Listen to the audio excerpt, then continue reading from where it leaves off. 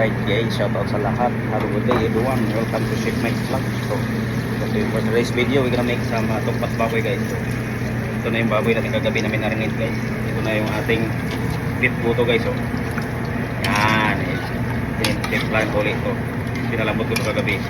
Ginisa ko ulit to sa bawang sibuyas, luya, lemongrass, sa kabilip. So napakalasa yan guys. Oh, may natira yata hindi naiwa. So may iwain ko yan. Swerte kukuha niyan buo. Ito tapat baboy. May order na tayo steak sandwich. Ito nga gamitin nating tokwa guys. So bumili ako kapong kasi naubusan ng regular na tokwa ito. Organic. Mas firm to eh. Sige guys. Ito malambot kasi ito. Bigay ni chef. May order na tayo steak sandwich. Right. Let's go.